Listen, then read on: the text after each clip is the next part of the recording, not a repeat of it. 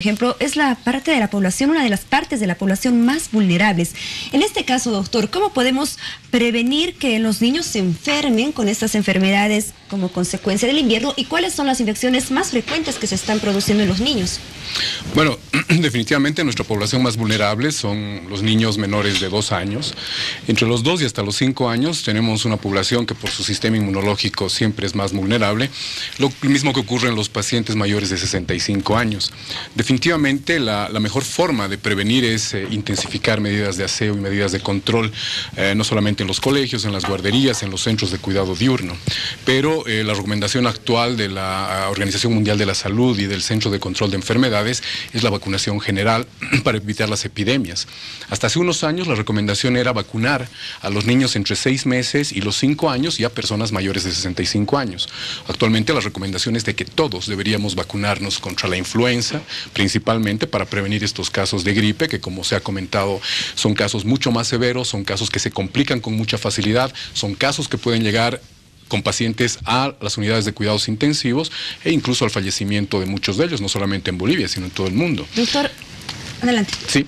Aparte de estas vacunas, para prevenir, ¿qué otras medidas específicas debemos tomar? Por ejemplo, a mí me parece importante el uso de los sanitizadores para que los niños puedan siempre tener uno en la mochila, llevar uno con ellos al colegio, porque el dar la mano o el jugar con otros niños creo que es una de las principales formas en las que se producen estos contagios y se va desarrollando toda una epidemia. Definitivamente, la medida de control más importante, la de prevención, pues sigue siendo la vacuna. Pero la medida de control más importante son estas medidas de higiene.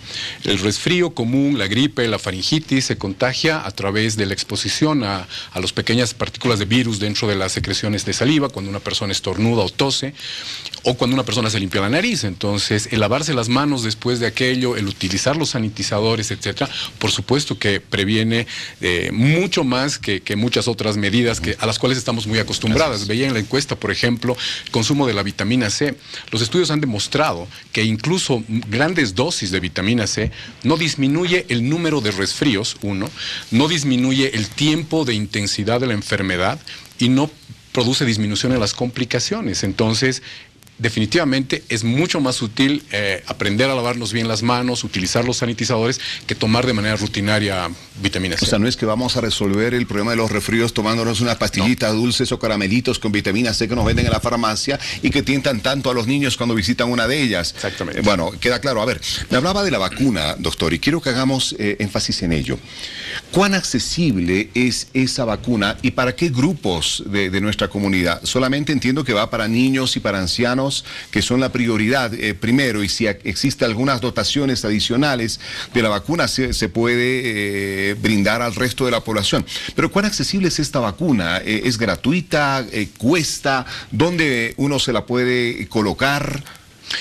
Existen diferentes tipos de vacunas. El Ministerio en este momento tiene una campaña que no ha tenido el impacto que quisiéramos. Son muy pocas las personas que han accedido a la vacuna.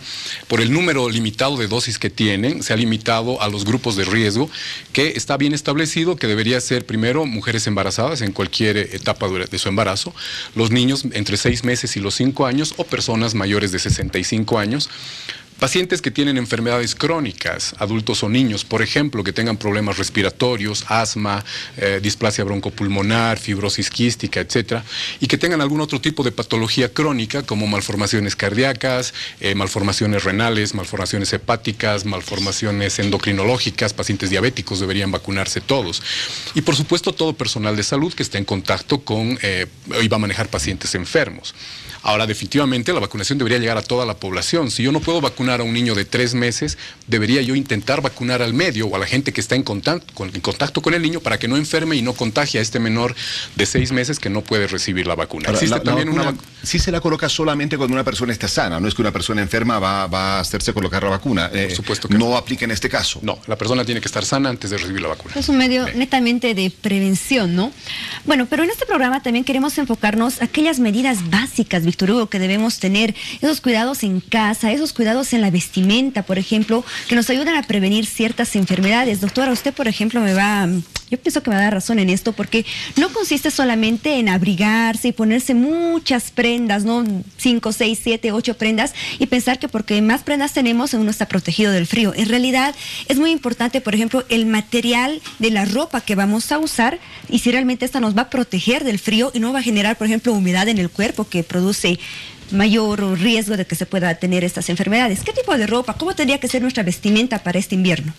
Evidentemente, a ver, generalmente esto ocurre en los pequeñitos, ¿no? Las mamás pensamos que mientras más abrigado esté, va a estar más cómodo, digamos, ¿no? Evitando el frío.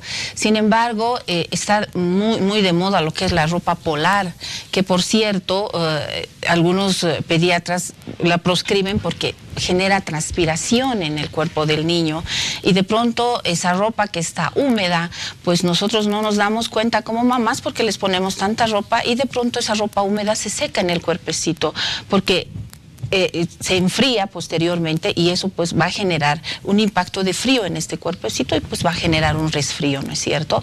En todo caso, el abrigarse mucho no va a evitar que este niño se resfríe o que una persona adulta vaya a contraer el virus, sino estar, qué sé yo, a estar de agrado con la ropa, ¿no? O sea, que no sienta ni calor ni sienta frío, no estar terriblemente abrigado, ¿no? Entonces, básicamente, lo correcto para prevenir un resfrío, que además ayuda mucho, por ejemplo, el tema de la ingestión de bastante líquidos tibios, porque si nosotros nos exponemos al frío, ya sea, digamos, al desabrigarnos o exponernos al tomar bebidas frías, también vamos a hacer que este cuerpo se enfríe y pues vamos a adquirir fácilmente el virus de la influenza. En el tema de la vestimenta, por ejemplo, doctora, sí, expertos internacionales, así como usted, recomiendan, por ejemplo, 3 capas en la vestimenta. La primera capa, que sea algo de algodón o fibra especial que pueda proteger y mantener al cuerpo seco, como usted decía, para no generar humedad. La segunda capa, que pueda mantener el calor en el cuerpo. Y una tercera capa de ropa, Víctor Hugo, en este caso, que nos proteja del viento y del agua. ¿Consideran lo ideal para poder proteger a las personas de estas bajas temperaturas? Evidentemente, ¿no? O sea, yo vuelvo a recalcar que la persona tiene que estar adecuadamente abrigada, ¿no? Sin exagerar y tampoco sin estar muy expuesta, sobre todo con los niños. Bueno, yo me he dado cuenta con los chicos que van al colegio y en la mañanita obviamente hace frío, los abrigamos mucho y de pronto al mediodía en el recreo empiezan a sacarse una por una, y pues ese golpe de frío después de estar muy caliente también es lo que va a resfriar a estos pequeños.